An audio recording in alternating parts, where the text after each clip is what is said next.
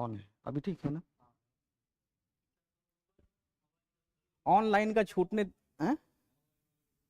तो अभी हम चैप्टर पे आए भी नहीं हैं क्या? अभी तो चैप्टर पे नहीं आए, अभी तो कल ही वाला चल रहा है, तो ऑनलाइन वाले को कोई नुकसान नहीं है, और थोड़ा बहुत नुकसान हो जाना चाहिए। नहीं होगा, नहीं होगा, अभी चैप्टर हमने शुरू भी नहीं किया है। तो इसी को हम लोग कहते हैं ITC-Z। अब क्या है कि आपका एक और सवाल है कि ये खिसकते रहता है।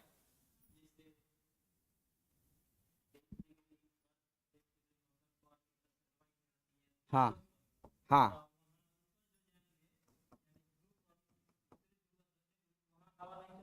वहां भी चलती है। उसको बताएंगे किस में, जब हम स्थाई पवन बताएंगे ना, स्थाई पवन, तो हर प्रकार की जो हवा है ना, उसका ना अलग अलग कॉन्सेप्ट है। अब वो आपके दिमाग में ना आपस में घालमेल कर देगा, फिर समझ नहीं पाइएगा। हम लोग को क्या है कि इसी बीच में रहना है। अगर हम लोग को वायुमंडल या जलवायु पढ़ना है, जलवायु पढ़ना है, तो हम यूरोप का जलवायु क्यों पढ़ेंगे, है ना? उससे ज्ञान तो हो जाएगा, आपका एग्जाम नहीं निकलेगा। तो जब आता है विश्व भूगोल, और विश्व भूगोल में भी हम लोग, जैसे हम लोग इंडिया का फिजिकल डिवीजन देखें, वैसे विश्व का भी देखना पड़ता है। तो विश्व की जलवायु में पढ़ना पड़ता है, और ये जलवायु ना तो BPSC में पढ़ना है, और ना ही आपके टीचिंग वाले नौकरी में पढ़ना है। हाँ, आप समझिएगा आप लोग, इसलिए कह रहे हैं कि बीच बीच में ना जो सवाल आ रहा है वो इरिलेवेंट सवाल है। मतलब मेरा पूरा सिलेबस पे जो आप लोग का है ना वो ध्यान है, कोई चीज़ छूटेगा नहीं, बल्कि जाकर के NCERT देखिए, उससे ज़्यादा आप लोग समझ रहे होंगे। तो 23.5 डिग्री नॉर्थ, तो ये जो ITC-Z का क्षेत्र है, इसको कह दिया गया है ITC-Z। अब सूरज 21 जून को कर्क रेखा पे लंबवत चमकता है, यानी कि सूर्य का जो प्रकाश है इस 0 डिग्री मध्य से लेकर के 23.5 डिग्री नॉर्थ अक्षांश के बीच में ज्यादा इफेक्टिव हो गया। तो ये जो जोन है, अब इसका खिसकाव हो जाता है, ये खिसक करके लगभग 30 डिग्री, मतलब ये तो और ज्यादा है, लेकिन ये स्केल पे मान लीजिए कि मैप नहीं है, तो 30 डिग्री नॉर्थ अक्षांश में जाकर शिफ्ट कर जाता है। यानी कि भारत का हम लोग भौगोलिक विस्तार कहां से कहां तक देख रहे थे? हम लोग देख रहे थे 8 डिग्री 4 मिनट से लेके 37 डिग्री। तो 8 डिग्री कहने का मतलब कि भारत इसमें नहीं है अभी, लेकिन गर्मी के मौसम में इतना ना सूर्य की किरण तेजी से पड़ती है, तो वो जो प्रकाश, या आप कह सकते हैं कि हम लोग बहुत भीषण गर्मी से जूझते रहते हैं, तो ये वाला जो बेल्ट है ये शिफ्ट कर जाता है 30 डिग्री पे, यानी कि शिवालिक के साउथ तक आकर के ये शिफ्ट कर जाता है। यही वाला बेल्ट, ये वाला जो बेल्ट है, अब ये पूरे भारत को अपने प्रभाव में ले लेता है। तो इसी को ITC-Z का खिसकना कहते हैं। और जैसे ही ठंड का मौसम आएगा, ये ITC-Z साउथ में खिसकेगा, और बाकी समय ये अपने जगह पे ही बैठे रहेगा। हाँ, समझ गए ना? तो ITC-Z क्या है? एक प्रकार का जोन है, एक प्रकार का क्षेत्र है। ये वो क्षेत्र है जहां पे नॉर्थ ईस्ट ट्रेड विंड और साउथ वेस्ट ट्रेड विंड आपस में मिलती है। इस कारण से इसको कन्वर्जेंस कहते हैं, इसी कारण से हम इसको कन्वर्जेंस अभिसरण कहते हैं, जोन कहते हैं, है ना? तो क्लियर हो जाना चाहिए। अब ये जब 30 डिग्री पे शिफ्ट कर गई है, इसका मतलब कि स्थल पे जो लो प्रेशर है वो बहुत ही इंटेंस है, बहुत ही सघन है। जो लो प्रेशर है वो बहुत सघन है। तो इसका प्रभाव क्या होता है कि जो साउथ वेस्ट ट्रेड विंड है ये इक्वेटर को पार कर जाएगी, इक्वेटर को पार कर जाएगी, और चूंकि पृथ्वी की घूर्णन की दिशा के कारण इसका दिशा बदल जाता है, और यही दक्षिण पश्चिम मानसून के रूप में भारत में प्रवेश करना शुरू कर देती है। समझ गए? तो जो दक्षिणी गोलार्ध की व्यापारिक पवन है वो ITC-Z के खिसकने के कारण विषुवत रेखा को पार कर जाती है, और भारत में दक्षिण पश्चिम मानसून के रूप में प्रवेश करती है। अब किसी को दिक्कत है क्या है? ओहो, व्यापारिक पवन अभी तो बताया कि कर्क रेखा से, यानी कि 23.5 डिग्री नॉर्थ से 0 डिग्री विषुवत रेखा की ओर जो पवन चलती है उसको हम लोग व्यापारिक पवन कहते हैं। नॉर्थ ईस्ट, इसकी दिशा क्या है? North east. तो नॉर्थ ईस्ट से आने के कारण उत्तर पूर्वी व्यापारिक पवन, उसको भी व्यापारिक पवन कहते हैं, लेकिन इसकी दिशा क्या है? साउथ ईस्ट है, ऐसे आ रही तो साउथ ईस्ट हो गया ना, तो साउथ ईस्ट नहीं, साउथ ईस्ट, साउथ ईस्ट। अब ये पवन ऐसे मुड़ेगी ना तो साउथ वेस्ट, दक्षिण पश्चिम मानसून के रूप में भारत में प्रवेश करेगी। तो पृथ्वी के घूर्णन के कारण कोरियोलिस बल उत्पन्न हो रहा है। अब हवा क्या है, घूम जा रही है। अगर कोरियोलिस बल नहीं होता तो हम लोग इसको नॉर्थ ईस्ट ना कह करके सीधे कर देते, है ना। अब समझ में आ गया, मिटा दें, कोई दिक्कत? अब आप लोग एनसीईआरटी को पढ़िए, वो एकदम ना लाइन बाय लाइन आप लोगों को समझ में आ जाएगा। इसलिए क्योंकि आप लोगों ने फोटो में समझ लिया है, और फोटो में समझ लिए तो आ जाना चाहिए।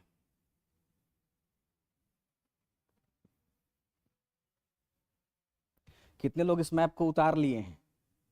10 दिन के बाद फिर भूल जाइएगा, 10 दिन के बाद फिर भूल जाइएगा, और हम मिटा देते हैं, आपको पीडीएफ में मिलेगा ही नहीं। हम हर क्लास में इसीलिए मिटा देते हैं कि जब पीपीटी जाए आप लोगों को तो सादा मिले। अब आपको उतार लेना चाहिए था। ये वाला लाइन समझ में आ गया? सेकेंड वाला आप लोग फिर से पढ़िए, कोई दिक्कत? कल वाले क्लास को ही हम आगे बढ़ा रहे हैं, कोई दिक्कत? ये समझ जाइएगा, फिर आपको मानसून समझना बहुत आसान हो जाएगा। कितना भी डेप्थ में सवाल पूछेगी आप लोग बना देंगे। नेक्स्ट है, गर्म हवा के हल्की होकर फैलने से, ऊपर उठने से उस स्थान पर लो प्रेशर का निर्माण होता है। जहां से गर्म हवा उठ गई, है ना, और फैल गई, यहाँ पे लो प्रेशर हुआ। और हवा हमेशा हाई प्रेशर से लो प्रेशर की तरफ बहेगा। जैसे हम लोग एसी चला दें तो कमरे में क्या है, हाई प्रेशर बन गया, और गेट खोल देंगे तो तुरंत ठंडा हवा बाहर निकल जाता है। आपको समझ में आ गया ये वाला हाई प्रेशर लो प्रेशर? आप ही बोले थे लो प्रेशर हाई प्रेशर ना, हो गया, ठीक है। इसको ऐसे समझ लीजिएगा, फ्रिज से, फ्रिज से, अब हम लोग के घर में फ्रिज होता है, तो दरवाजा जब खोलेंगे ना तो बाहर की गर्म हवा अंदर नहीं जाएगी, अंदर की ठंडी हवा बाहर आ जाएगी, अंदर की जो ठंडी हवा बाहर आ जाएगी। और कोई प्रश्न आया है ना? तो समझ गए ना क्या क्या दिया है? वो दूसरा सवाल है, वो फिजिक्स का सवाल है। यहाँ पे हवा का विंड डायरेक्शन है, वो हम बता रहे हैं, समझ गए? ठीक है। अब फ्रिज में कौन सी गैस है, क्या है, वो सब ना फिजिक्स का सवाल है। अलग अलग गैस का क्या रूम पे प्रभाव पड़ रहा है। फिलहाल आप लोग भूगोल में ही चलते रहिए। एक हो गया, नेक्स्ट है कि पृथ्वी की सतह से ऊपरी वायुमंडल में, यानी कि ऊपर जाने पे क्रमशः तापमान में कमी होती जाती है, ठीक है। और निम्न यानी कि क्षोभ मंडल में प्रति 165 मीटर की ऊंचाई पे 1 डिग्री सेल्सियस टेम्परेचर कम हो जाता है, इसको याद रखेंगे। और विषुवत रेखा से नॉर्थ की तरफ अगर हम बढ़ें तो तापमान में कमी आएगी, क्योंकि सूर्य की जो किरण है वो तिरछा पड़ेगी। ये सारा पॉइंट समझ में आ गया? तो इसका क्या प्रभाव पड़ेगा कि जैसे जैसे हम लोग इक्वेटर से नॉर्थ की तरफ जाएंगे, तापमान कम है, तो इस कारण से उत्तरी ध्रुव पे बर्फ जमा रहता है ना। अगर यहाँ पे भी रहता है कि सूर्य की किरण लंबो चमक रही तो कभी बर्फ जमता ही नहीं, है ना। तो इसी कारण से उत्तरी गोलार्ध जो है बर्फीला है। तो कल तो इतना ही पर डिस्कशन हम लोग किए थे, और इसी के आधार पर फिर आप कौन सा, कहाँ पे? ना ना, वहाँ कहाँ बारिश होती है। स्नोफॉल अलग चीज है, स्नोफॉल अलग चीज है। ये वाला आप लोग पढ़ लिए होंगे, ठीक है। बारिश जो आती है ना वो हम पश्चिमी विक्षोभ से बताए थे, ठंड के मौसम में। इसको कर लीजिएगा। देखिए आम्र वर्षा क्या था, कर्नाटक, केरल या साउथ, पूरे साउथ इंडिया में आम वर्षा कहते हैं। फूलों वाली बौछार चेरी ब्लॉसम है। काल बैसाखी और लू, लू से वर्षा नहीं होती है। लू क्या है? लू एक गर्म हवा है और लू एक शुष्क हवा है। अब इसमें ये सवाल दिया रहे कि इनमें से कौन सी हवा, अंग्रेजी में समझिए ज्यादा अच्छा है, इनमें से कौन सी हवा गर्म भी है और शुष्क भी है ना। तो लू को ध्यान रखेंगे, दे सकता है सवाल। अब दक्षिण पश्चिम मानसून को हम लोग समझते हैं, भारत में मानसून कैसे आता है। तो मानसून क्या है? एक प्रकार का अरबी शब्द है। इस शब्द का जो जन्मदाता था वो अल मसूदी था। अल मसूदी, अल मसूदी ने ही मानसून शब्द दिया था। बस इतना ही ध्यान रखना है, मौसम वसीम ज़्यादा नहीं कीजिए, कोई फायदा नहीं उसका, वो सब। अब मानसून को हम पढ़ेंगे तो भारत में मानसून दो प्रकार की है। पहला साउथ वेस्ट यानी कि दक्षिण पश्चिम मानसून, और जब यही मानसून लौटने लगता है, अभी हम लोग सितंबर में हैं, अब सितंबर में देखिए तो एक डेट लिखा होगा 15 सितंबर तक ही वर्षा ऋतु का समय है, और आज कितना सितंबर है? 3 है कि 4 है? 3 है, ठीक है, 3 सितंबर है। तो कितना समय बच गया? अब कम बचा है। क्या बारिश हो रही है? लेकिन एक आध बार हो सकती है, एक आध बार हो सकती है। तो इसी कारण से इसका एक्सपायरी डेट कब बताया गया है? 15। अब चूंकि इतना ना जलवायु परिवर्तन हो रहा है कि 15 के बाद भी हो सकती है, कोई भरोसा नहीं है, ये इतना ना चेंज है। तो दक्षिण पश्चिम मानसून, और जब ये समय खत्म होने लगता है तो भारत में उत्तर पूर्वी मानसून भी, यानी कि लौटती हुई मानसून को ही हम लोग उत्तर पूर्वी मानसून कहते हैं। जो मानसून दक्षिणी गोलार्ध से आ रही थी ना, दक्षिण पश्चिम मानसून के रूप में, अब वो क्या है कि भारत में जब प्रवेश कर जाएगी तो लौटना शुरू कर देगी, तो उसकी दिशा ऐसे हो जाती है। तो इस कारण से इसको हम लोग उत्तर पूर्वी मानसून कहते हैं। इन दोनों का भारत में किससे प्रभाव है? इन दोनों का भारत में वर्षा पे बहुत ज़्यादा प्रभाव है। और पूरा का पूरा जो एग्रीकल्चर सिस्टम है, पूरा का पूरा भारत में अगर कृषि है तो वो किस पे डिपेंडेंट है? मानसूनी वर्षा पे ही निर्भर है। इसी कारण से भारत की अर्थव्यवस्था में भी मानसून का बड़ा रोल है। अब आप लोग बताइए कि जिस समय मानसून अच्छा रहेगा तो क्या भारत के जीडीपी पे कोई प्रभाव पड़ेगा? पड़ेगा। हाँ, इसीलिए याद रखेंगे, ऐसा आपको नहीं लगे कि हम लोग भूगोल पढ़ लिए उसमें मानसून और ये अर्थव्यवस्था का सवाल पूछ दिया है ना। तो जिस समय मानसून अच्छा आएगा तो वर्षा अच्छी होगी, और वर्षा अच्छी होगी तो कृषि बढ़िया होगा, और इसका क्या है? जीडीपी पे सीधा प्रभाव पड़ जाएगा। तो दक्षिण पश्चिम मानसून और उत्तर पूर्वी मानसून, ये दो प्रकार के मानसून भारत में वर्षा के लिए अधिकतर उत्तरदायी हैं। कुल वर्षा का 75% वर्षा दक्षिण पश्चिम मानसून से होती है। कुल वर्षा का 13% उत्तर पूर्वी मानसून से होती है। 10% वर्षा प्री मानसून साइक्लोन से, और 2% वर्षा वेस्टर्न डिस्टर्बेंस पश्चिमी विक्षोभ से। तो भारत में इतने ही प्रकार की वर्षा होती है। क्लियर हो गया? अब आप लोग याद रखिएगा, ये कितना हो गया है ना? 2/3 कहते हैं इसको, 3/4, 3/4 हो गया। तो 3/4 वर्षा किससे होगी? आजकल ये भी कर दे रहा है लैंग्वेज में, 3/4 2/3 कर दे रहा है ना। तो आप लोग उस तरीके से भी याद रखिएगा, क्योंकि मेरा मैथ बहुत कमजोर है। 2/3 3/4 आधा चौथाई हमको नहीं समझ में आता है। तो ये 3/4 वर्षा दक्षिण पश्चिम मानसून से होती है, ये स्टेटमेंट रहेगा तो सही है। और मात्र 13 उत्तर पूर्वी मानसून से होती है। कहाँ पे? तमिलनाडु के तट पर। और 10% बंगाल की खाड़ी में आने वाले जो चक्रवात है, साइक्लोन है, उससे वर्षा होती है। और सिर्फ 2% पश्चिमी विक्षोभ से वर्षा होती है। ये पीपीटी में नहीं लिखा हुआ है, आप लोग नोट कर लीजिएगा। हो गया ना? आगे बढ़ते हैं। अब आज खत्म कर देंगे 1 घंटे में। 10% लिखेंगे आप लोग प्री मानसून, यानी कि वर्षा मानसून पूर्व वर्षा, मानसून पूर्व वर्षा। इसमें चाहे तो जोड़ सकते हैं चक्रवातीय वर्षा, ये बंगाल की खाड़ी में उत्पन्न होने वाले चक्रवातों के कारण वर्षा होती है। तो 10% मानसून पूर्व चक्रवातीय वर्षा, और 2% वेस्टर्न डिस्टर्बेंस। अब नहीं ना छूटा? आप लिख लिए? नहीं लिखे? क्यों? लिखिए, जल्दी लिखिए। लिखिए, भारत में कुल वर्षा का 75% दक्षिण पश्चिम मानसून से। आप लोग ड को पूरा लिखेंगे, जब भी दक्षिण लिखना होगा तो ऐसे, दक्षिण पश्चिम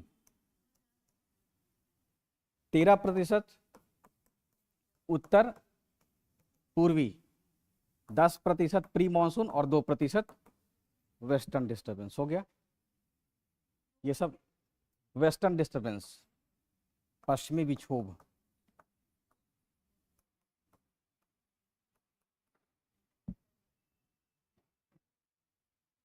इसलिए भारत में इस प्रकार की वर्षा का जो रोल है ना बहुत ज़्यादा है। हमेशा देखिएगा न्यूज़पेपर में इसकी चर्चा होते रहती है। आगे बढ़ते हैं।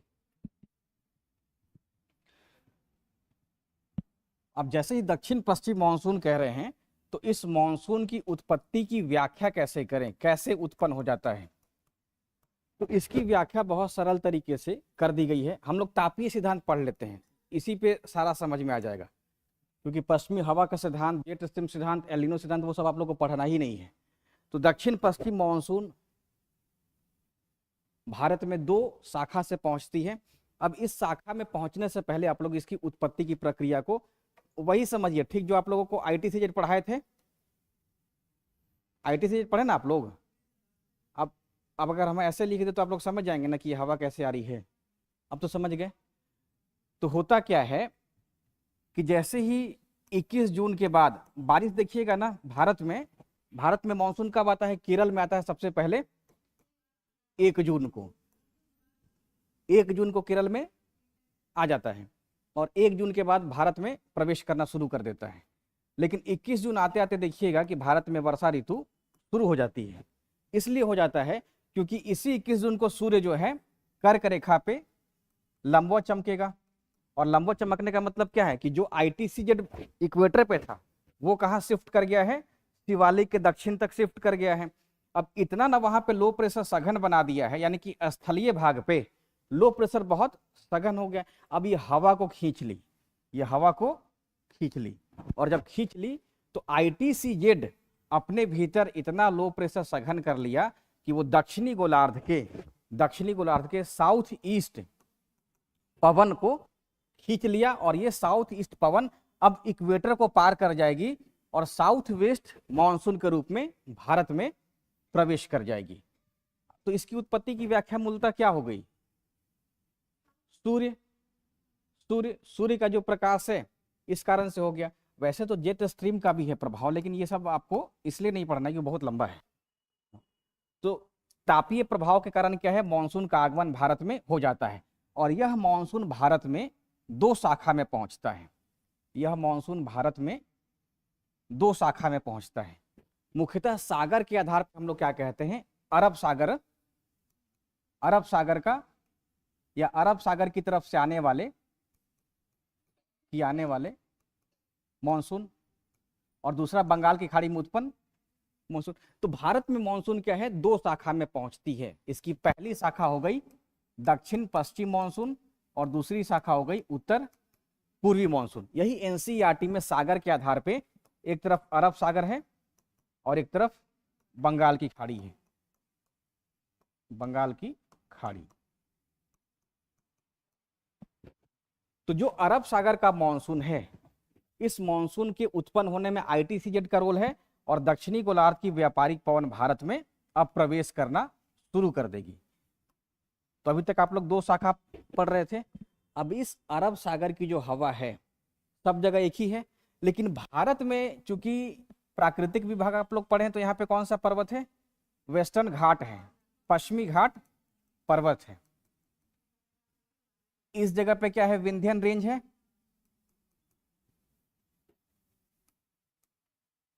विंध्यन रेंज मान लीजिए, इधर में सतपुड़ा मान लें और ये अरावली मान लेते हैं, अरावली। तो भौगोलिक क्या है? विविधता है। जो फिजिकल डिवीजन है उसका जो फीचर्स है वो डिफरेंट है। तो इसकी भी 3 ब्रांच हो जाता है। अरब सागर की तरफ से आने वाले यानी कि दक्षिण पश्चिम मानसून का 3 ब्रांच हो जाता है।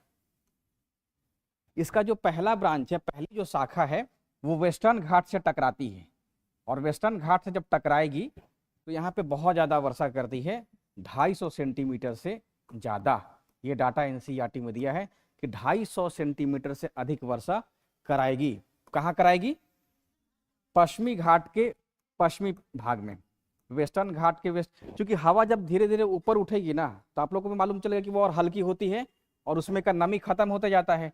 तो ऊपर उठ के हवा जो है हल्की हो जाती है और हल्की होगी तो और ऊपर उठ जाएगी और उसके बाद पूर्वी ढाल की तरफ उतरना शुरू कर देती है।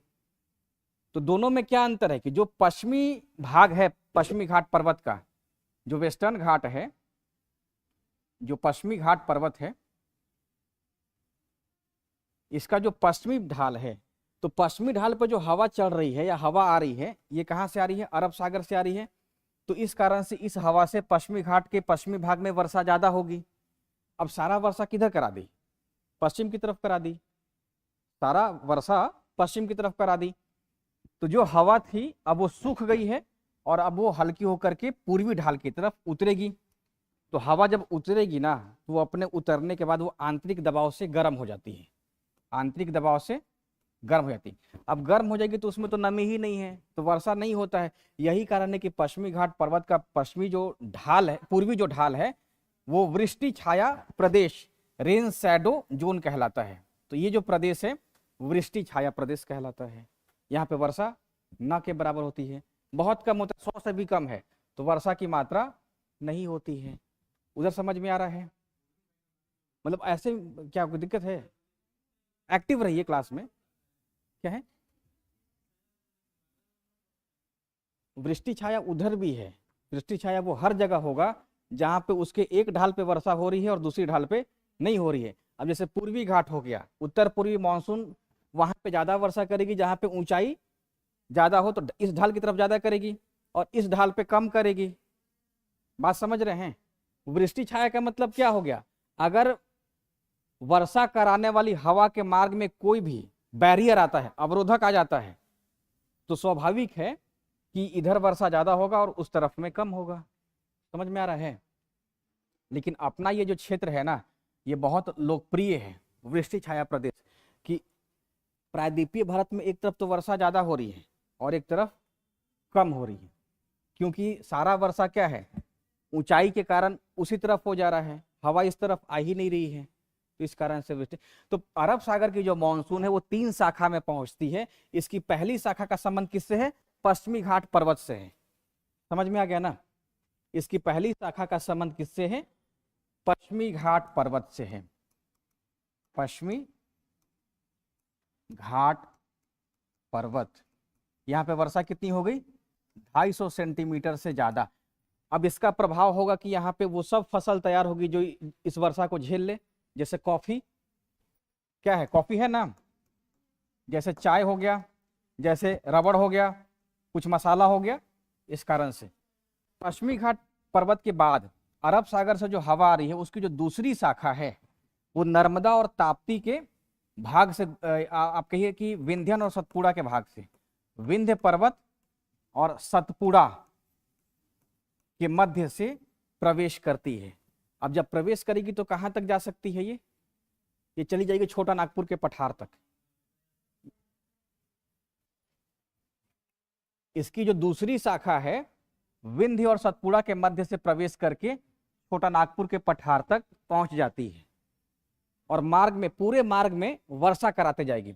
और स्वाभाविक है कि अगर वर्षा है तो इसकी मात्रा इधर की तरफ कम होते जाएगी। जैसे जैसे भारत के अंदर प्रवेश करेगी वैसे वैसे वर्षा की मात्रा कम है। इस भाग में ज्यादा वर्षा होगी और छोटा नागपुर के पास पहुंचते पहुंचते वर्षा की मात्रा बहुत कम हो जाएगी। तो इसकी दूसरी शाखा का संबंध कहां से है? मध्य भारत से है, मध्य भारत से है। जैसे एमपी में वर्षा हो रही है, छत्तीसगढ़ में वर्षा हो रही है, तो इसके पीछे क्या कारण है? अरब सागर की वो शाखा जो विंध्य और सतपुड़ा के बीच से भारत में प्रवेश कर रही है, बिहार तक आएगी वो। तीसरी शाखा का संबंध हो गया गुजरात और राजस्थान, यानी कि अरावली के पूरब से, अरावली के सहारे वो प्रवेश करेगी और कहां तक जाएगी? वो जाती है दिल्ली तक, या आप कह दी हिमाचल तक, हिमाचल प्रदेश के धर्मशाला तक। अरब सागर की जो तीसरी शाखा है वो काठियावाड़ प्रायद्वीप होते ये वहां तक जाएगी, यानी कि हिमालय तक पहुंचेगी, धर्मशाला तक, धर्मशाला। अब धर्मशाला तक पहुंचेगी तो जो हवा काठियावाड़ प्रायद्वीप से प्रवेश कर रही है तो इसमें ना कोई बैरियर नहीं मिलता है, अवरोधक नहीं है। यहां तक कि अरावली जो है वो इस शाखा के समानांतर हो गया, पैरेलल हो गया। अब इस कारण से हवा को तो रोक ही नहीं पा रही है। तो यही कारण है कि अरावली का जो राजस्थान का क्षेत्र है वो कम वर्षा पाता है। ज्यादातर वर्षा कहाँ पे होगी? धर्मशाला के आसपास में वर्षा होती है। तो 3 शाखा के रूप में अरब सागर की हवा जो है पहुंचती है। पहली शाखा से पश्चिमी घाट पर्वत के पश्चिमी ढाल पे वर्षा कराएगी, दूसरी शाखा से मध्य भारत, और तीसरी शाखा गुजरात से लेकर दिल्ली के बीच में जहां जहां अवरोधक उत्पन्न होगा वहां वहां ये वर्षा कराएगी, और लास्ट में धर्मशाला में खत्म कर जाए। लास्ट में इसका एंड कहाँ हो जा रहा है?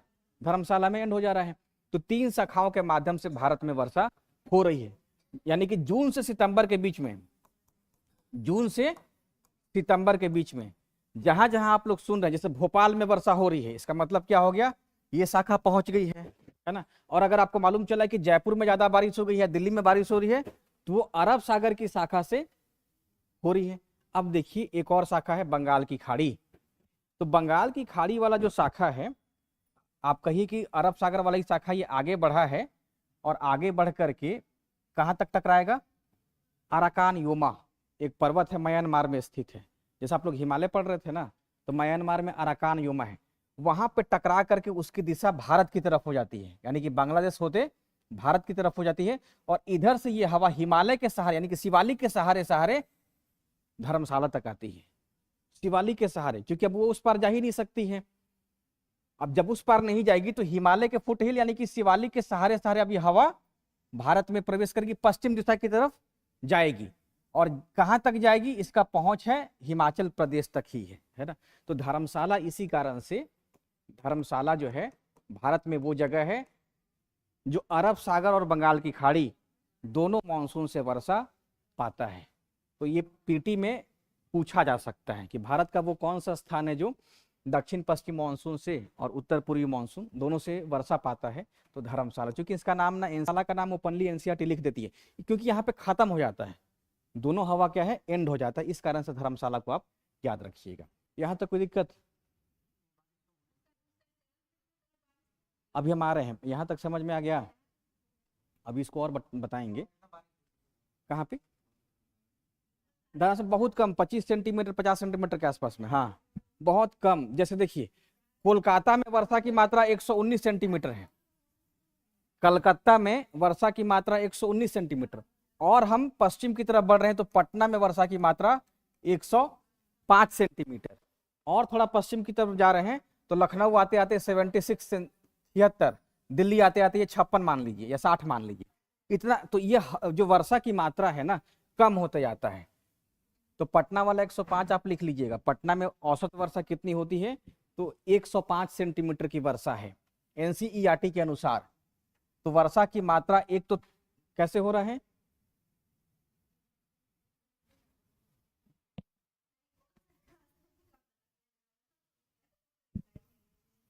नहीं, इसलिए दिखेगा ना कि हम लोग बहुत किताब पढ़ लिए हैं।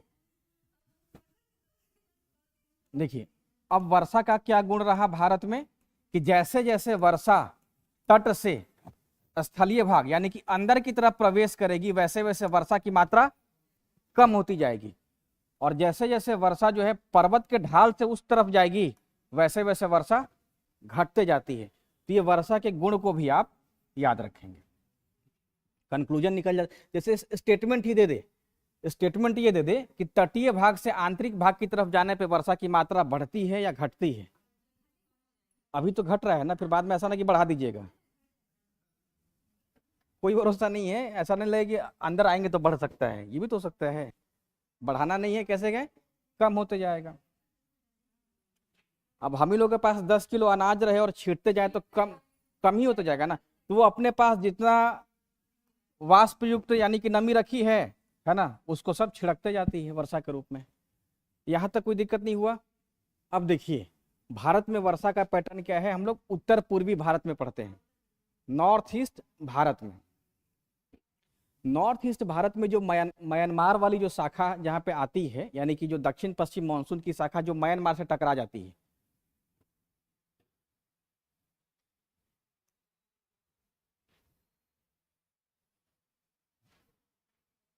ये आप लोग ऐसा समझिएगा। तो जो शाखा इधर में मान लीजिए कि म्यांमार में अराकान योमा पर्वत है, टकरा गई है, और टकरा के जब लौट रही है तो इसकी भी 2 शाखा हो जाती है। एक शाखा क्या है कि बंगाल होते वो बंगाल होते बिहार में जाती है, उत्तर प्रदेश में जाती है। एक शाखा इसकी जो है फिर वापस उत्तर पूरब की तरफ मुड़ जाती है और मुड़ करके वहां तक जाएगी जहां तक उसको जगह मिले। तो यहाँ पे गारो, खासी और जयंतिया, गारो, खासी और जयंतिया। तो जैसे एक कीप का आकार होता है ना, कीप मतलब उसमें पानी जो या किरासन तेल हम लोग पहले छानते थे, तो इसका जो आकृति है वो कीप नुमा ही है। इसका जो साइज है आपका ये कीप नुमा है। तो जो शाखा जा रही है दक्षिण पश्चिम मानसून की, वो इस कीप नुमा जगह में फंस जाती है। अब उसको बाहर निकलने का मौका, वो कहीं भी नहीं निकल सकती क्योंकि वो ऐसा आकार ही है। अब फंस गई है तो सारा वर्षा इसी क्षेत्र में करा देती है। यही कारण है कि मासिन राम में वर्षा 1100 सेंटीमीटर से भी ज्यादा होता है। मासिन राम में भारत में सर्वाधिक वर्षा होती है। अब ये जो शाखा असम की, मेघालय होते असम की तरफ जो प्रवेश कर रही है, इस शाखा से बारिश जो है वो भारत में वहां यानी कि हिमालय का जो दक्षिणी भाग है उन सभी जगहों पे वर्षा होती है। समझ में आ रहा है? तो इस बात को भी आप याद रखिएगा। अब सवाल ये है कि त्रिपुरा में वर्षा कैसे होगी, मिजोरम में वर्षा कैसे होगी? तो त्रिपुरा में भी यही दक्षिण पश्चिम मानसून की शाखा से वर्षा होगी। मिजोरम में मिजो हिल है, वहां से टकराएगी और उसके पर्वतीय ढाल पर ज्यादा वर्षा कर देगी। इधर में जाइएगा तो मिकिर है, बैरल रेंज है, तो जहां जहां टकराएगी हवा वहां वहां वर्षा करते जाएगी। और लास्ट में वो वहां तक करेगी जहां पे वो इसका हिमालयन अवरोध मिले। यानी कि पूरे के पूरे उत्तर पूर्वी भारत में जो वर्षा होती है वो दक्षिण पश्चिम मानसून से ही होती है। क्लियर हो गया? इसीलिए आप लोग पढ़े ना कि दक्षिण पश्चिम मानसून से भारत में वर्षा कितनी हो रही है? 75%। यानी कि पूरा का पूरा जो उत्तर पूर्वी भारत है, ऐसा आपको नहीं लगे कि उत्तर पूर्वी मानसून कह देने से उत्तर पूर्वी भारत में वर्षा हो रही है। उत्तर पूर्वी मानसून से कहाँ वर्षा होगी? वो तमिलनाडु के तट पे वर्षा होगी, तमिलनाडु के तट पे। तो ये कंफ्यूजन आपके दिमाग में न रहे कि उत्तर पूर्वी मानसून ही उत्तर पूर्वी भारत में वर्षा कराएगी। गलत है ना। दक्षिण पश्चिम मानसून से उत्तर पूर्वी भारत में वर्षा होती है, चाहे वो मेघालय रहे, चाहे वो असम रहे, चाहे वो सिक्किम रहे, चाहे मिजोरम रहे, मणिपुर और अरुणाचल रहे। हर स्टेट में दक्षिण पश्चिम मानसून से ही वर्षा होती है। वो हवा आई ही है ऐसा ना कि वो अपने साथ नमी लेकर के आई है। वो हवा अपने साथ नमी लेकर के आई है, तो नमी लेकर के आई है तो जहां जहां अवरोध मिलेगा वहां वहां वर्षा कराते जाएगी। और पूछिए सवाल किसी का कोई हो तो, एक पॉइंट और बताएंगे। यहां तक कोई दिक्कत? अब नोट करिएगा आप कि ये हवा तो जा रही है। अब हिमालय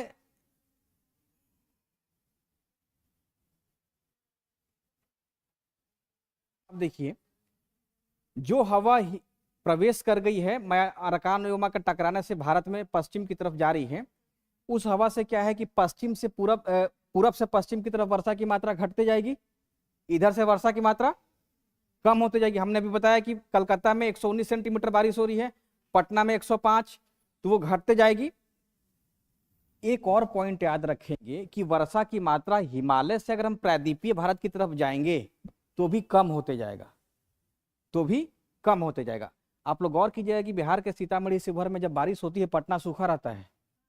कोई है उधर से नॉर्थ बिहार में से, आप लोगों में से नॉर्थ बिहार के 7 जिला से कोई लोग हैं? कोई नहीं है, सब लोग दक्षिण बिहार से ही हैं। अच्छा, सब लोग पटना से ही हैं। आपका जगह है वहाँ, कौन सा जगह है? मधुबनी। तो मधुबनी में बारिश ज्यादा होगी। हिमालय के तलहटी में जितना भी है उधर बारिश ज्यादा होगी, और जैसे से हिमालय से हम दक्षिण की तरफ जाएंगे यानी कि प्रायद्वीपीय भारत की तरफ जाएंगे, वर्षा की मात्रा कम होती जाएगी। ये पॉइंट भी आप लोग याद रखिएगा। दूसरा पॉइंट क्या मिला कि हिमालयन क्षेत्र से, यानी कि हिमालय से जैसे जैसे हम दक्षिण की तरफ जाएंगे, हिमालय से दक्षिण की तरफ जाने पे वर्षा की मात्रा कम होती जाएगी, क्रमशः धीरे धीरे कम होती जाएगी। जैसे पटना में है, गया की तरफ बढ़ेंगे वर्षा और कम होते जाएगा। ठीक है ना। तो इस पॉइंट को भी आप लोग याद रखिएगा। अब उत्तर पूर्वी मानसून को समझिए। यहां तो कोई दिक्कत लिखवाएं, ऐसा ना हो कि हम क्लास के बाद वो नोट सीधे दे आप लोग पढ़ लीजिए। जितने आलसी लोग हैं वो नोट चाहिए, ठीक हम दे देंगे। नोट्स इसलिए भी देना जरूरी है ना, क्योंकि हम समय क्लास में लिखवाएंगे ना तो सारा समय इसी में चला जाएगा। असल चीज ये है। नोट्स आप लोग प्रिंट करा लीजिएगा, कुछ पॉइंट मिलेगा तो उसको नोट करा लीजिएगा, ठीक है ना। नोट्स आपका नाम हर पॉइंट का दे देंगे, जिनका पीछे का भी छूटा है ना वो बस आप लोग क्लास वाला समझ लीजिए। क्लास इसलिए जैसे अब यही 4-5 पॉइंट लिखा हुआ है ना, मतलब ये समझ में आना चाहिए आप लोगों को। ऐसा ना हो कि क्लास में इसको समझाया नहीं है, तो क्लास में बहुत उदाहरण देकर के समझा दिए हैं, उसके बाद प्रिंट आउट निकलवा लीजिएगा। आप लोग इस संस्थान के टेलीग्राम ग्रुप में है कि नहीं? जो डॉक्टर रंजीत कुमार IAS एक टेलीग्राम ग्रुप है, उसमें हैं आप लोग? उसमें अभी जुड़ जाइए, अभी उसमें जुड़ जाइए। Doctor Ranjeet Kumar IAS DR करिएगा टेलीग्राम पे तो आ जाएगा। DR करिए, इतने से ही आ जाएगा। और उसमें देखिए कल हम ये वाला पन्ना भेजे हुए हैं, उसमें कल हमने ये वाला स्लाइड डाला हुआ है। जुड़ जाइएगा तो उसमें कोशिश करते हैं ना कि जो क्लास रहेगा उससे पहले ही मटेरियल आपको भेज देंगे, आप लोग एक बार रीड करके आ जाइएगा। टेलीग्राम में है? हाँ, नहीं टेलीग्राम में आइए, DR डॉट करिए तो आ जाएगा। IAS रंजीत कुमार ऐसे शायद है वो नाम, देखिए। हाँ है ना।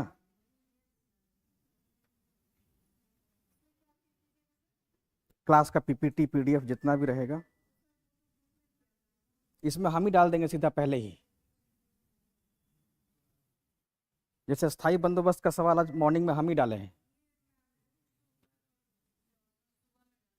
सुबह में पोस्ट किए हैं। और देखिए इसमें लिखा हुआ है ना, ग्रीष्म ऋतु में आने वाले कुछ स्थानीय तूफान, वो आप लोग को मिला है। तो DR डॉट रंजीत कुमार सिंह इस टेलीग्राम ग्रुप में जुड़िए, और हम जाते के साथ ही सारा कंटेंट इसमें भेजना शुरू कर देंगे। टेलीग्राम का एक फ़ायदा क्या है ना कि आप लोग महीने भर के बाद भी चाहिएगा तो PDF डाउनलोड हो जाएगा, व्हाट्सएप में नहीं होगा। व्हाट्सएप में क्यों नहीं निकलेगा? वो निकल जाएगा।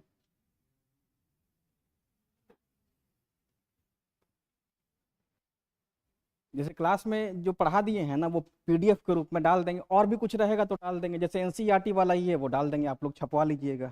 घटना चक्र का है, फोटो खींच के डाल देंगे। सब लोग बहुत हाँ हाँ कर, ठीक है हम खींच के डाल देंगे, आप लोग खरीदिएगा नहीं है?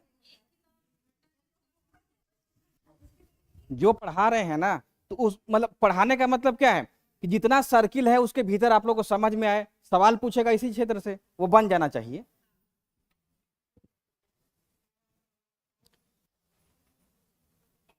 इस ग्रुप में हम सारा कल से ही या आज से ही जितना भी पढ़ा रहे हैं ना, जो भी हमको लगेगा कि आप लोग इसको नहीं समझ पाए होंगे तो हम पोस्ट कर देंगे।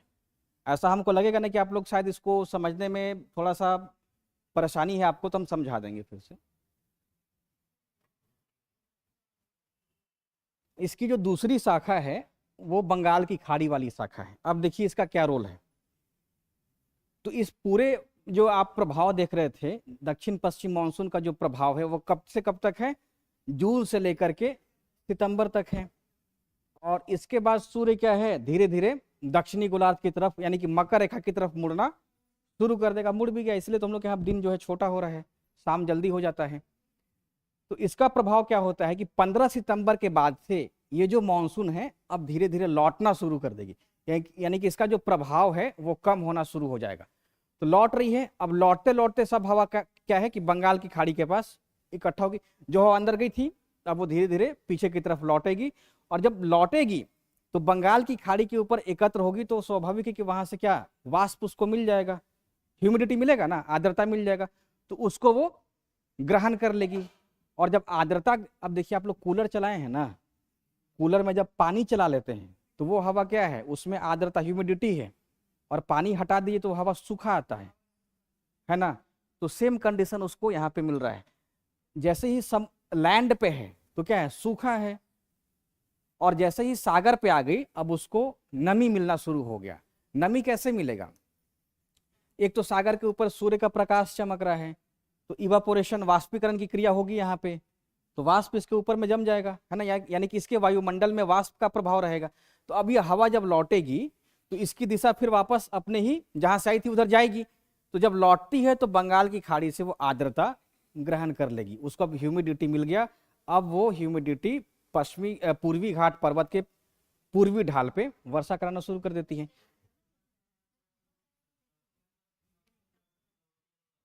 पंद्रह सितंबर के बाद से हम लोग अभी सुन लिए ना, हम लोग अभी क्या सुने, हम लोग अभी सुने कि दिल्ली में बहुत बारिश हुई है ना। अभी हम लोग क्या सुने कि मुंबई में बहुत बारिश हुई है। अब एक महीने के बाद सुनिएगा कि बैंगलोर पूरा डूबा हुआ है, चेन्नई पूरा डूबा हुआ है। अभी आपको एक महीने के बाद ये क्या न्यूज़ में आएगा कि चेन्नई में भारी बारिश से इतना इतना लॉस हो रहा है। इस बार दिल्ली में भी बहुत वर्षा हुई है। दिल्ली में 30 दिन में 26 दिन बारिश हुई है इस बार। सारा का सारा मानसून की व्याख्या यहाँ फ्लॉप हो गया है। जितना भी हम लोग सैटेलाइट से सूचना हासिल करते हैं सब फ्लॉप हो गया है। इतना तो अभी जाड़ा आएगा नहीं। सितंबर खत्म होगा तो क्या नहीं, अब हम लोग किधर जा रहे हैं। सितंबर बीतेगा, अक्टूबर आएगा, फिर नवंबर आएगा, तो जाड़ा नहीं आएगा। तो लौटते हुए से अभी नहीं कराएंगे हम लोग, अभी एक महीना के बाद कराएंगे। 15 सितंबर से तो लौट ही रहा है, तो लगभग मध्य अक्टूबर तक लग ही जाता है पूरा लौटने में। अक्टूबर मोटा मोटी मानी कि वो लग जाता है। तो उसके बाद जो इस तरफ में हवा एकत्र हुई है, अब उसकी दिशा क्या होगी, उत्तर पूर्वी रहेगी। इसी कारण से हम लोग इसको उत्तर पूर्वी मानसून कहते हैं, उत्तर पूर्वी मानसून। इसी को हम लोग प्रचलित भाषा में क्या बोलते हैं, लौटता हुआ मानसून, लौटता हुआ मानसून। तो जो लौटता हुआ मानसून है वो बंगाल की खाड़ी के ऊपर से गुजरने के कारण वहां से नमी ग्रहण कर लेता है और पूर्वी घाट पर्वत पे जो इसका पूर्वी ढाल है वर्षा कराता है। और इस वर्षा का सबसे ज्यादा प्रभाव कहां होगा, तमिलनाडु में होगा। इस वर्षा का सबसे ज्यादा प्रभाव भारत के तमिलनाडु राज्य में होगा, तमिलनाडु। और तमिलनाडु में यही कारण है कि नवंबर दिसंबर का जो महीना है उसमें वर्षा ज़्यादा होती है। नवंबर और दिसंबर के महीने में वर्षा बहुत ज़्यादा होती है। इसके पीछे कारण क्या है, उत्तर पूर्वी मानसून। और अपने यहाँ नवंबर से माना जाता है कि कौन से ऋतु है, ठंड का मौसम है। तो जाड़े में वर्षा होगी भारत में, तमिलनाडु में। और ये पूरा अगर हम तट को देखें तो ये कहला देगा कोरोमंडल तट, कोरोमंडल तट। तो इस वर्षा का सबसे ज्यादा जो प्रभाव है तमिलनाडु में है। और आंध्र प्रदेश का दक्षिण वाला भी हिस्सा, आंध्र प्रदेश का दक्षिण वाला भी हिस्सा इस वर्षा से प्रभावित रहता है। तो कल हम इसके बारे में बता रहे थे ना कि जो वेस्टर्न डिस्टर्बेंस है कल वाला, तो कल हम लोग बारिश कराए थे, आज हम लोग दूसरा टाइप का बारिश करा रहे हैं। तो इस तमिलनाडु के कोरोमंडल तट पे क्या है, वर्षा की मात्रा उत्तर पूर्वी मानसून से ज्यादा होती है, तो भारी वर्षा का प्रभाव यहां पड़ता है। एक और पॉइंट समझेंगे आप लोग। अब मान लीजिए कि दक्षिण भारत का ये सब क्षेत्र है, ये सब क्षेत्र है, या आप कह दीजिए इसको Kaveri basin, Kaveri basin, Kaveri basin. Kaveri basin में दक्षिण पश्चिम मानसून का प्रभाव रहता है, क्योंकि इस तरफ में जो पश्चिमी घाट पर्वत है उसको हवा जो है पार करती है, क्योंकि बीच में कुछ जगह है पार करने का, और उत्तर पूर्वी मानसून भी आती है। तो कावेरी बेसिन में दोनों प्रकार के, जैसे हम लोग धर्मशाला में देख रहे थे ना, ठीक वैसे ही कावेरी बेसिन में दक्षिण में दोनों प्रकार के मानसून से वर्षा होती है। यही कारण है कि दक्षिण भारत में जो कावेरी नदी है, कावेरी नदी है, उसमें वर्ष भर पानी रहता है, वर्ष भर पानी। कावेरी कोई ग्लेशियर से नहीं निकल रही है, जैसे गंगा क्या है, गंगोत्री हिमनद से निकल रही है। तो गंगोत्री से निकलने के कारण उसमें क्या सालों भर पानी मिल रहा है, लेकिन कावेरी भी सालों भर बह रही है। कावेरी जब सालों भर बह रही है तो जून जुलाई अगस्त सितंबर में मानसून से मिल रहा है दक्षिण पश्चिम, और नवंबर दिसंबर में उत्तर पूर्वी मानसून से। इस कारण से कावेरी में भी सालों भर पानी की सप्लाई रहती है। यही कारण है कि कावेरी को भी दक्षिण का गंगा हम लोग कह देते हैं, वर्ष भर जल उपलब्ध होने के कारण से ही है। तो उत्तर पूर्वी मानसून से भारत में जो वर्षा होती है वो कुल वर्षा का लगभग 13% होता है। क्या है, कहां पे, और डेल्टा कहने का मतलब चावल उगाइए ज़्यादा, या बेसिन कहने का मतलब नदी का जो बेसिन है और नदी का जो डेल्टाई क्षेत्र है वहाँ पे अधिकतर धान की खेती की जाएगी, ज़्यादा धान होगा। अब आपकी इच्छा है कि धान तो बहुत है तो हम कुछ और उगा दें, तो कुछ और उगा सकते हैं। क्या है, जैसे मन करे जूट उगा लीजिए, अगर ज़्यादा बारिश है या कम बारिश है उसके आधार पे, है ना। केरल में है तो आप चावल उगा लीजिए, या अगर आपको लैटराइट मिल गया तो कॉफ़ी उगा लीजिए।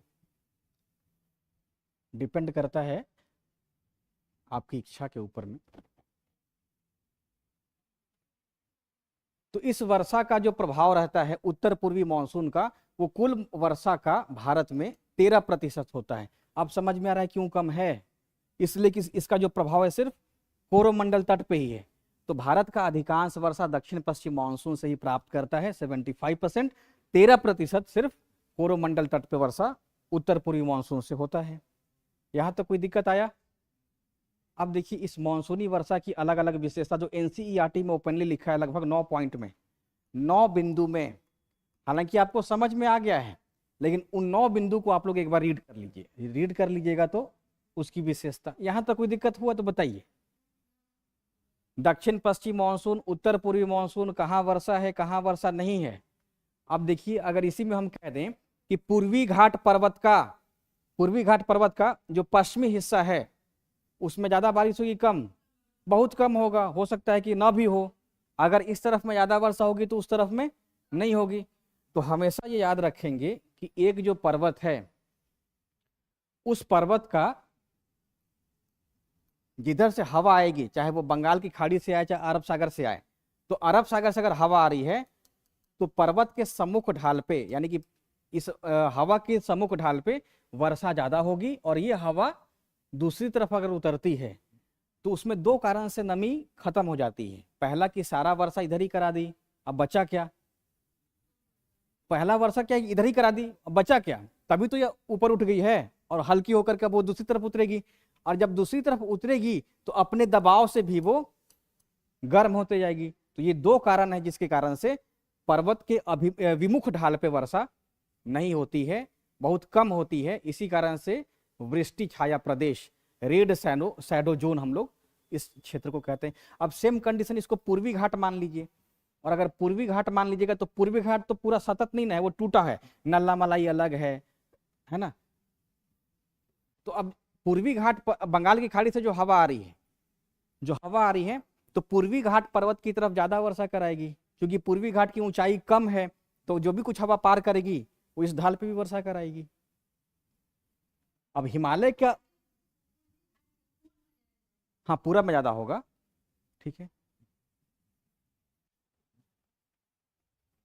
इतना समझा देने के बाद भी आप लोग पश्चिम में करा देंगे क्या? इतना समझा देने के बाद भी कभी मत कराइएगा वर्षा। 2 कारण से क्या है, हवा में नमी ही नहीं रहेगा, खत्म हो गया। अब आते हैं इस वर्षा की कुछ विशेषता है।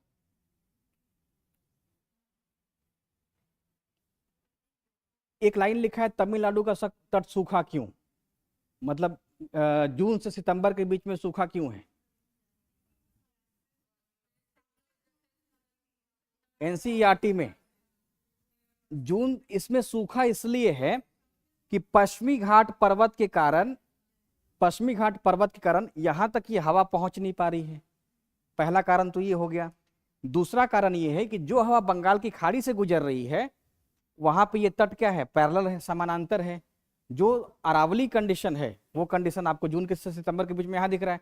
तो तमिलनाडु का तट सूखा इसलिए है क्योंकि पश्चिमी घाट पर्वत के कारण पूरा का पूरा जो तमिलनाडु क्षेत्र है वृष्टि छाया में आ जा रहा है।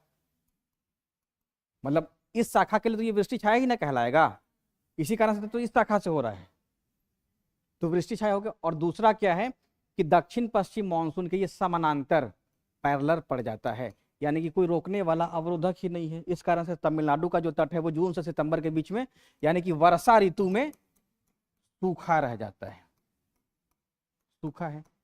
तो वर्षा होती कब है? उत्तर पूर्वी मानसून से जाड़े में, नवंबर में दिसंबर में होता है, ठीक है।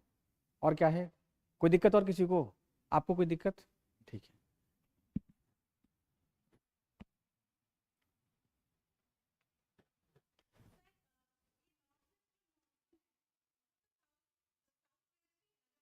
लौट रही तब वो, हाँ तब वो नाम चेंज हो गया है। नाम नहीं चेंज करेंगे तो फिर तो पूरा का पूरा क्या है, पृथ्वी ही है। फिर भारत अफ्रीका कहने का कोई मतलब नहीं है, सब एक ही जैसा। ठीक वैसे जो हवा है, अब हवा क्या है कि उसको डायरेक्शन के आधार पे, अब जो हवा, जैसे ये हवा ऐसे जा रही है तो जिधर से जाती, जो इसका सोर्स होता है, जो ओरिजिन होता है इसका, साउथ वेस्ट हो जाएगा। इसलिए हम लोग इसको दक्षिण पश्चिम कहते हैं, दक्षिण पश्चिम कह रहे हैं। और ये पश्चिमी घाट पर्वत पर टकराती है और फिर बाद में चली जाती है, बंगाल खड़ी होते भारत के अंदर में। अब ये जब लौटेगी तो इसकी दिशा कैसे हो गई, जहां से इसका ओरिजिन है नॉर्थ ईस्ट की तरफ, तो हवा नॉर्थ ईस्ट से साउथ वेस्ट की तरफ जा रही है, तो इसको हम लोग उत्तर पूर्वी मानसून कहेंगे। उत्तर पूर्वी मानसून यानी कि जिधर से आ रही है, हम लोग बोलचाल की भाषा में पछुआ पवन कहते हैं। इसका मतलब कि वो पश्चिम दिशा की तरफ से आ रही है और पूरब की तरफ जा रही है। पश्चिम से पूरब पृथ्वी घूम रही है, पश्चिम से पूरब घूम रही है, यानी कि ये वाला ऐसे जा रहा है, और ईस्ट वेस्ट रहता तो ये ऐसे जाता, घूमता। तो वही हवा है। हवा क्या है, हवा वही है जो हवा विषुवत रेखा को पार करके भारत में आई थी, उसके बाद वो लौट रही है, उसकी दिशा हो गई है अब उत्तर पूरब। अब इस मानसूनी वर्षा की कुछ विशेषता जो एनसीईआरटी में दिया है उसको हम लोग समझेंगे। पहला है कि जो हम लोग जो बारिश प्राप्त करते हैं दक्षिण पश्चिम मानसून से, वो क्या है, सीजनल है। क्या है, सीजनल है, यानी कि जून से सितंबर के बीच में ही, जून से सितंबर के बीच में ही सारा का सारा बारिश करा देती है। देखिए इसमें लिखा है जून से सितंबर के बीच में, यानी भारत की जो वर्षा की प्रवृत्ति है, अगर हम लोग यूरोप की तरफ बढ़ेंगे तो वहां पे ना वर्षा सालों भर दिखाई देगा।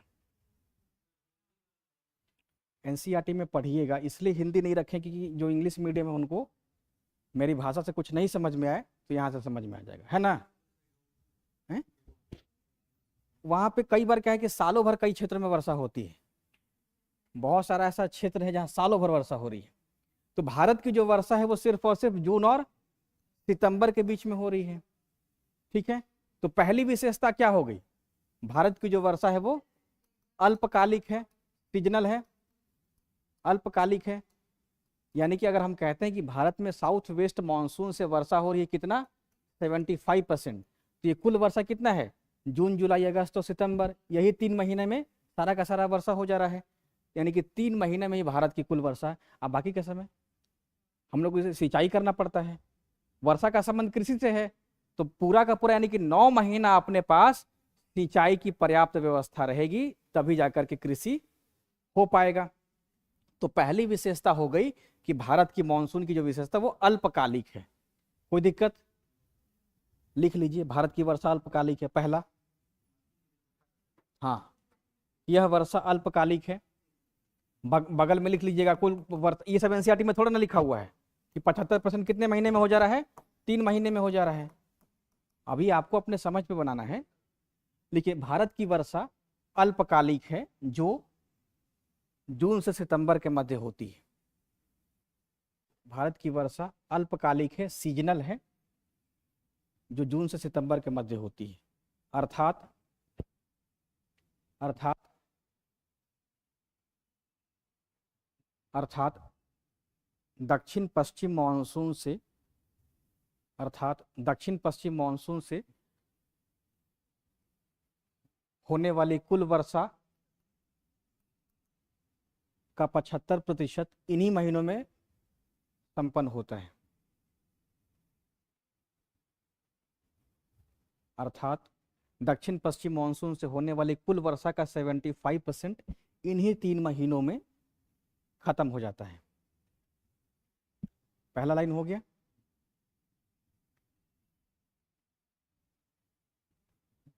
दूसरा देखिए, दूसरा भी आपको समझ में आएगा। इसमें लिखा हुआ है कि जो मॉनसूनल रेनफॉल है, जो मॉनसूनी वर्षा है, वो यहाँ के रिलीफ से, यहाँ के टोपोग्राफी से प्रभावित होती है।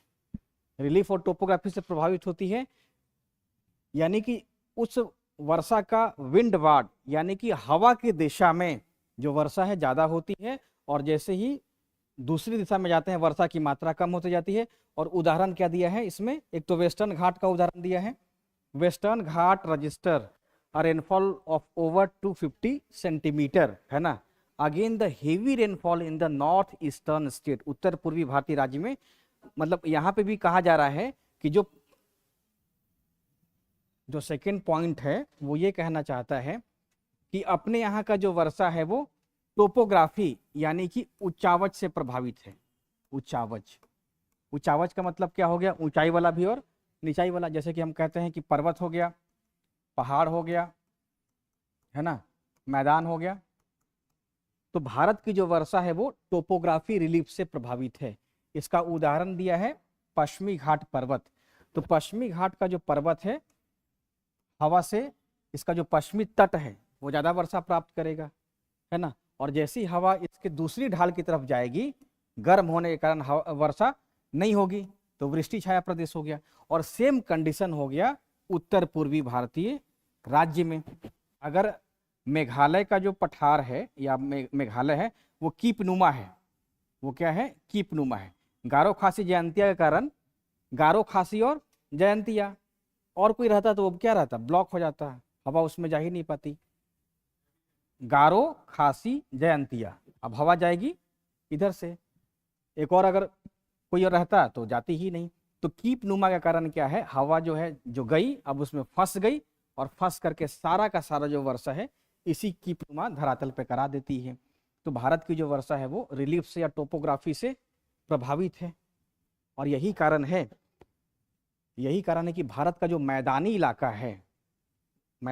है वो इसकी तुलना में कम वर्षा प्राप्त करता है। जैसे पटना है, क्यों 105 सेंटीमीटर प्राप्त कर रहा है, क्योंकि रिलीफ वैसा नहीं है कि हवा को रोके। और अगर मान लीजिए कि बिहार है,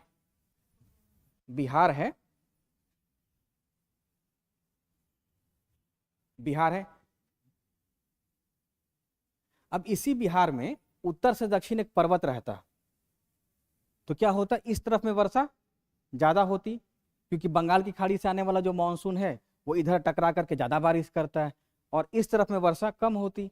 लेकिन वैसा तो कोई रिलीफ ही नहीं है। पूरा का पूरा बिहार क्या है, मैदान है। अब मैदान है तो हवा क्या है, निकल जा रही है, हवा क्या है आगे की तरफ। तो जो मार्ग में पानी बरस रहा है वही हम लोग को प्राप्त होता है, और ये पहुंच जाएगी हिमाचल प्रदेश तक। तो भारत की जो अधिकांश वर्षा है वो क्या है, टोपोग्राफी से प्रभावित है। अब इस टोपोग्राफी में आप सब समझ लीजिए, चाहे वो हिमालय रहे, पश्चिमी घाट रहे, पूर्वी घाट रहे, सतपुड़ा रहे, वो सब का सब इसमें आ जाएगा, चाहे वो मैदान ही क्यों ना हो। क्लियर हो गया। दूसरा पॉइंट, आपको कोई दिक्कत, टोपी लगाए जो है, कोई दिक्कत नहीं, ठीक है। लास्ट में एनसीईआरटी पढ़िएगा तो उसमें देखिएगा ना 9 पॉइंट दिया है, और इसको लोग छोड़ देते हैं, यहाँ तक आते आते छोड़ देते हैं। और यही अगर कथन के रूप में सवाल आ जाए, TRE1 में किसका नहीं हुआ है, TRE1 में किसका, जो लूसेंट स्तर तक अपने आप को रख दिए वो सब बाहर हो। और जितने लोग थे जिनका संबंध BPSC से था, जिनका संबंध UPPSC से था, और वो लोग जो UPSC की तैयारी की और जिनका एज ज्यादा हो गया और वो अपने सुरक्षा के लिए B.Ed करके रखे थे या इस समय जो डिग्री लेकर के रखे थे, उन सभी लोगों का TRE1 में हो गया था। तो इसी कारण से TRE1 वाले जो टीचर हैं उनकी गुणवत्ता ज्यादा है।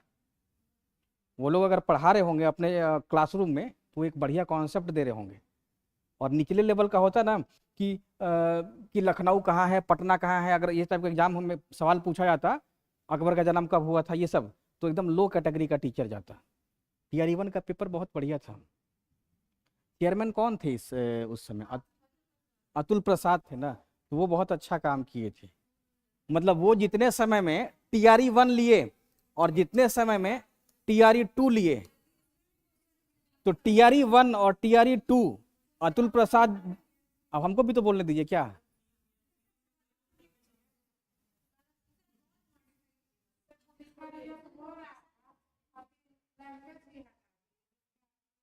मेरा लैंग्वेज अच्छा चल रहा था।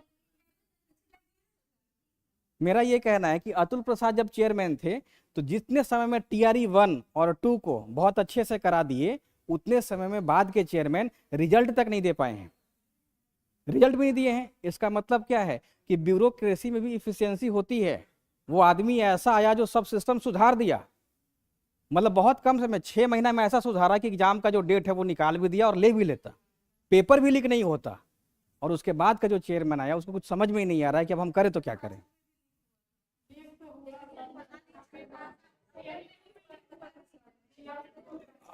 अब ऐसा तो लीक नहीं हुआ कि पेपर कैंसिल करना पड़ गया। वो लीक देखिए, पूजा खेड़कर का जब मैटर आया तो यूपीएससी भी तो उठ गया। पूजा खेड़कर का जो मैटर आया तो उसमें यूपीएससी भी सवाल उठ गया। और उसके बाद एक अभिषेक से यूपी कैडर का आईएएस, उसका भी मालूम चला कि वो विकलांगता का गलत सर्टिफिकेट लगाए हुए है। बाद में भले वो मोटिवेशनल मैसेज दे रहा होगा, उसके पास अब बचा क्या। लेकिन कहीं ना कहीं अतुल प्रसाद ने सिस्टम को अच्छा किया, वो अच्छा किए। अब कुछ कमी रहती है सब में, कुछ कमी हमारे भीतर भी है। ऐसा आपको नहीं लगे कि हर आदमी एकदम परफेक्ट है।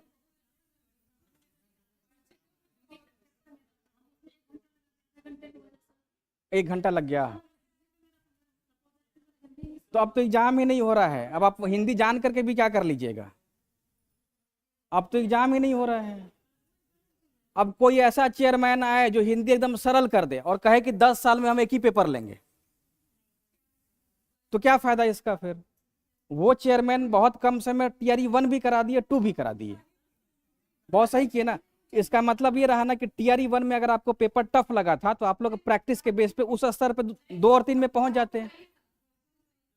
तो आप ही लोग दोनों चीज बोल रहे हैं कि हिंदी भी कट।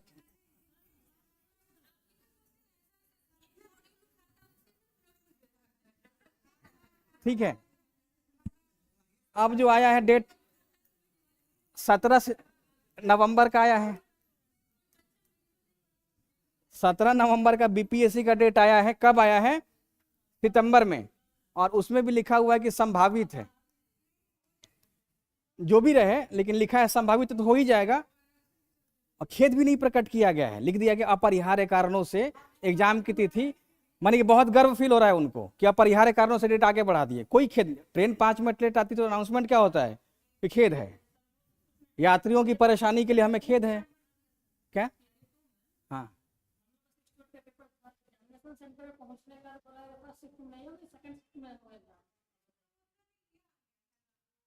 मेरा ये देखिए, कोई भी बदलाव होगा, कोई भी बदलाव वो कहीं ना कहीं किसी ग्रुप को प्रभावित करता है। यूपीएससी में जब सीसेट आया था ना, तो इसमें सारे आर्ट्स के लोग छट गए, सारे आर्ट्स मीडियम के लोग जो इस बैकग्राउंड से थे, जो जो हिस्ट्री से थे, जो ज्योग्राफी से थे, वो पेपर 2 में फेल कर जा, आज भी फेल कर जाते हैं, आज भी सीसेट में फेल कर जाते हैं, फेल हो जाते हैं ना। लेकिन ज्यादातर कौन फेल हो जाएंगे? जो संस्कृत पढ़ के जा रहे हो वो फेल कर जाएंगे। साइंस वाले फेल हो रहे हैं यानी कि वो ज़्यादा मेहनत नहीं किए अपने ऊपर, कर लेंगे तो वो नहीं फेल होंगे। और दूसरी बात ये है कि सीट तो बहुत कम है ना, यूपीएससी में रिजल्ट कितना है? 0.1% है। तो स्वाभाविक है कि इसमें वही लोग जाएंगे जिनका बहुत अच्छा साइंस हो।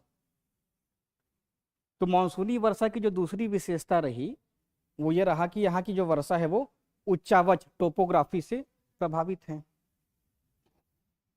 तो आप अपने आप को बदलाव कर लिए हैं ना फोर्थ के लिए, जो लैंग्वेज का प्रॉब्लम है या जो भी रहे।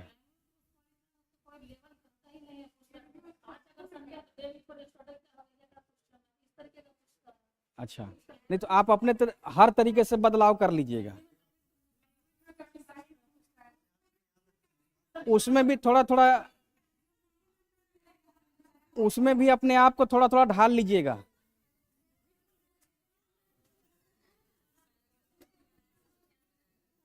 नहीं नहीं, अच्छा देखिए, अच्छी जानकारी मिल गई है, आप लोग गेन कीजिएगा। लैंग्वेज का देख लीजिएगा, इजी है, ज़्यादा टफ लग रहा है इसको?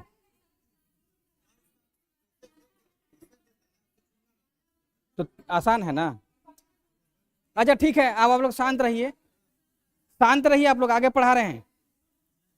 लैंग्वेज का पेपर आसान रहता है, हम खुद ही यहाँ बैठ करके, जिस दिन पेपर हुआ था ना, हम खुद पैसेज बना रहे थे, हमको बन जा रहा था सारा।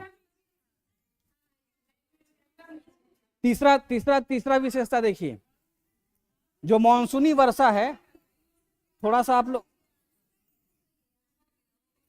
तीसरा जो विशेषता है कि मॉनसूनी rainfall has declining trend with increasing distance from the sea. यानी कहने का मतलब हो गया कि अगर हम समुद्र के तट से जैसे जैसे आंतरिक भाग में जाते हैं, इसका जो नेचर है वर्षा कम होता जाता है। डिक्लाइनिंग यानी कि घटती हुई प्रवृत्ति है। तो मॉनसूनी वर्षा तट से अंदर की तरफ जाने पे कम होते जाती है। ठीक है, जितनी वर्षा मुंबई में होगी, जितनी वर्षा मुंबई में होगी उसका बहुत कम वर्षा होगी कहाँ पे, नागपुर में। और इधर मान लीजिए पुणे है, तो मुंबई में ज्यादा होगी, पुणे में कम होगी मुंबई से, और इससे भी कम नागपुर में होगी। ठीक वैसे ही जितनी वर्षा कोलकाता में होगी उससे कम पटना में होगी, उससे कम लखनऊ में, और उससे कम दिल्ली में होगा। तो मानसूनी वर्षा की तीसरी विशेषता है कि जैसे जैसे हम तट से अंदर की तरफ जाते हैं वैसे वैसे वर्षा की मात्रा कम होते जाती है। और एनसीईआरटी कहती है कि 119 सेंटीमीटर वर्षा कोलकाता में होती है ना। उसके बाद पटना में 105 सेंटीमीटर की वर्षा होती है, इलाहाबाद यानी कि प्रयागराज में 76 और दिल्ली में 56 सेंटीमीटर की वर्षा होती है। यानी कि घटता हुआ है, 119 से कम 105। जैसे जैसे हम भारत के अंदर जा रहे हैं तट से वैसे वैसे वर्षा की मात्रा कम होते जाती है। तो तीसरा क्या है ट्रेंड, क्या आप लोग याद रखेंगे कि वर्षा की मात्रा समुद्र तट से अंदर जाने पे कम होती जाती है। चौथा क्या है कि जो मानसून ये क्या है कि wet spells of few days duration at a time. इसका मतलब ये हो गया कि कुछ ही, जैसे जून से सितंबर के बीच में भी वर्षा जो है लगातार नहीं हो रही है, 2 दिन हो रही है, 1 दिन सूखा हो जा रहा है। यानी कि 2 वर्षा वाले समय के बीच में एक सूखा है, यानी कि स्प्लिट कर दे रहा है। क्या है कि इंटरवल हो जा रहा है ना। जून से सितंबर, अब जैसे मान लिया जाए कि 20 जून को वर्षा हो रही है, 21 को हो रही है, 22 को हो रही है, तो क्या ये लगातार 15 सितंबर तक वर्षा होती है? नहीं।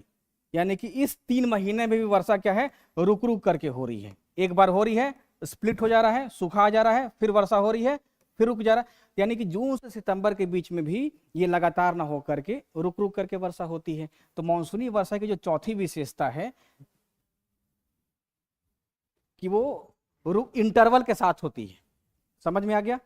ठीक है। Beside the frequency and intensity of the depressions the passage of followed by them. ठीक है, तो इसका कहने का मतलब ये हो गया कि मानसून में स्थानीय विभिन्नता है, स्पेटियल डिस्ट्रीब्यूशन है, स्थानीय विभिन्नता है। इसका मतलब ये हो गया कहीं ज्यादा कहीं पे कम हो गया है। एक तो वर्षा क्या है, लगातार नहीं हो रही है, 2 दिन हो रही है, 2 दिन नहीं हो रही है, और उसमें भी उसमें क्षेत्रीय विभिन्नता है, कहीं पे ज्यादा हो रही है, कहीं पे कम हो रही है ना। जैसे हम लोग पटना में भी देख लेते हैं, ये एक तरफ वर्षा हो रही है और इधर गए तो सूखा है, हुई ही नहीं। मालूम चला कि इधर बहुत वर्षा हो गई है, पूरा का पूरा मुसल्लापुर भर गया है, और जैसे ही मनेर की तरफ जा रहे हैं वर्षा नहीं है। तो एक जगह पे भी लगातार नहीं होती है, क्षेत्रीय विभिन्नता के साथ होती है।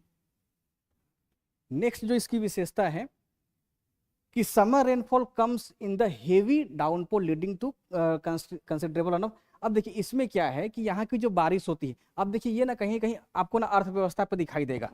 जो वर्षा होती है वो भारत में अपर्दन का, इरोजन का मतलब क्या हो गया, सॉइल इरोजन, यानी कि मिट्टी को क्या कर देती है, अपर्दित कर देती है। तो इसका मतलब अगर आयोग पूछेगी आप लोगों से सवाल, क्या दक्षिण पश्चिम मानसूनी वर्षा भारत में मृदा अपर्दन करती है? तो करती है। इतना ना मूसलाधार हो रहा है, इतना ना मूसलाधार हो रहा है कि इसमें एक प्रकार का आप देखिएगा तो एक अलग प्रकार का वेग है, और जब ये वेग जमीन पे पड़ रहा है तो इसकी परत को उखाड़ दे रहा है, इसकी परत को उखाड़ दे रहा है। और अगर कहीं पे ढाल है तो और ज्यादा अपर्दन कर दे रहा है, अगर कहीं पे ढाल है तो और ज्यादा अपर्दन कर दे रहा है। जैसे पश्चिमी घाट पे वर्षा होगी अगर इस तट पे, तो जितनी भी ऊपर मिट्टी होगी वो सब जाकर के अरब सागर में गिर जाएगी। यानी कि पश्चिमी घाट पर्वत की तरफ से जो नदी बहेगी अरब सागर की तरफ, जैसे मान लीजिए मांडवी है, जैसे जुआरी है, अब ये सब नदी बारिश के मौसम में पीला पानी लेकर के जाएगी, यानी कि वो मिट्टी सॉइल अपर्दन करते हुए लेकर के जाएगी। तो जो वर्षा है उस वर्षा के कारण भारत में सॉइल इरोजन, मृदा अपर्दन होता है। और यही वर्षा ड्रिजलिंग के रूप में होता, यही वर्षा फुहारा के रूप में होता, तो ये वर्षा मिट्टी का अपर्दन नहीं कर पाती, नहीं कर पाती, और मूसलाधार होने के कारण यहाँ की जो वर्षा है वो बह करके कहाँ चली जाती है, समुद्र में चली जाती है। इसीलिए भारत में वाटर कंजर्वेशन का भी कॉन्सेप्ट है कि जो दक्षिण पश्चिम मानसून से वर्षा हो रही है उसको स्टोर किया जाए, ताकि जल संरक्षण यानी कि वर्षा जल संरक्षण हो सके, वर्षा जल संरक्षण हो सके, है ना, रेन हार्वेस्टिंग कहते हैं, है ना। तो भारत में वर्षा जो मूसलाधार हो रही है उसका दो निगेटिव इंपैक्ट क्या हो गया, एक तो मृदा प्रदान कर दे रही है और दूसरा वो बह करके समुद्र में चल जा रही है। इसमें देखिए, इसमें क्या है कि एग्रेरियन इकोनॉमी यानी कि कृषि से जो भी आय प्राप्त होती है ना, तो इसका क्या है 3/4 of the total rain in the country is received, मतलब साउथ वेस्ट मानसून से सिर्फ 3 महीने में ही बारिश हो रही है, और इस कारण से पूरा का पूरा जो कृषि अर्थव्यवस्था है प्रभावित हो रहा है, क्योंकि बाकी के 9 महीने में कृषि के लिए हम लोग के पास सिंचाई होना चाहिए, और उन जगहों पे जहाँ पे सिंचाई है वहाँ पे तो हो जा रहा है एग्रीकल्चर, लेकिन जहाँ पे नहीं है वहाँ पे अकाल, जैसे दक्षिण बिहार अकाल पड़ जा रहा है ना। और अगर यही बारिश होते रहता तो क्या साउथ बिहार में अकाल पड़ता, नहीं पड़ता। तो मानसूनी वर्षा का पूरा ध्यान रखिएगा, एग्रीकल्चर या एग्रेरियन इकोनॉमी कृषि जनित अर्थव्यवस्था पे बुरा प्रभाव पड़ता है। ठीक है, हो गया क्या टाइम? नेक्स्ट क्या है कि ये जो मानसून है कहीं पे 12 सेंटीमीटर भी करा रहा है और कहीं पे 250 सेंटीमीटर, इसको आप लोग समझ गए होंगे। जैसे राजस्थान का मरुस्थल है ना, उधर कितना होगा 12, और पश्चिमी घाट का पश्चिमी ढाल मेघालय कह देते हैं, उधर वर्षा ज्यादा होगी। तो वर्षा में भी विभिन्नता है, आ रहा है सिर्फ 3 ही महीना, जून जुलाई अगस्त सितंबर, सिर्फ 90 दिन का ड्यूरेशन है, और उसमें भी राजस्थान में मात्र 12 सेंटीमीटर हो रहा है थार में, और पश्चिमी घाट सारा लेकर के चला जा रहा है। और उसके बाद क्या है, the beginning of the rains sometimes. अब इसमें क्या है कि कई बार क्या होता है कि मानसून जल्दी आ जाता है और कई बार देरी से आता है। देखिए, एक कभी कभी क्या होता है कि मानसून देर से आ रहा है और 1 जून को ना आकर के 10 जून को या 5 जून को आता है ना। और कई बार क्या होता है कि आता भी लेट से है, जल्दी चला भी जाता है ना। तो इस कारण से मानसूनी वर्षा की जो विशेषता हो गई कि भारत में मानसून के तिथि के दिन आने की स्थिति फिक्स नहीं है, ये हर साल 1 जून को नहीं आता है, कभी ये 2 दिन बाद भी आता है, कभी थोड़ा सा पहले भी आ जाता है। लास्ट है कि ये जो वर्षा है, अब इसमें क्या है कि जो फसल वर्षा पे आधारित है उसको नुकसान होता है। अब मान लीजिए कि वर्षा होने का समय है, वर्षा नहीं है, तो धान की बुआई नहीं हो पा रही है, नहीं हो रही है। इस कारण से कृषि पे भी पूरा का पूरा जो क्रॉप है, चाहे वो विंटर का रहे चाहे वो समर का रहे, उसको नुकसान होता है। ठीक है, अब विंटर कहने का मतलब कोरोमंडल तट पे जो भी बोया जाएगा, बारिश अगर नहीं हो रही है, देर से हो रही है, तो वहाँ बुआई ही नहीं हो पाएगा। और समर कह दीजिए तो पूरा भारत आप जोड़ लीजिए, जैसे गंगा का मध्यवर्ती मैदानी मैदान हो गया, अगर बारिश नहीं हो रही है तो धान क्या हो जाएगा, नहीं होगा। तो यही विशेषता भारत में 9 प्रकार की एनसीईआरटी में दिया गया, इसको आप लोग याद कर लीजिएगा। तो ये हम लोग का चैप्टर जलवायु खत्म हो गया, कल हम लोग दूसरा चैप्टर पढ़ेंगे। ठीक है, कोई दिक्कत किसी को? ठीक, इसका प्रिंटेड मिल जाएगा टेलीग्राम में ही, आप लोग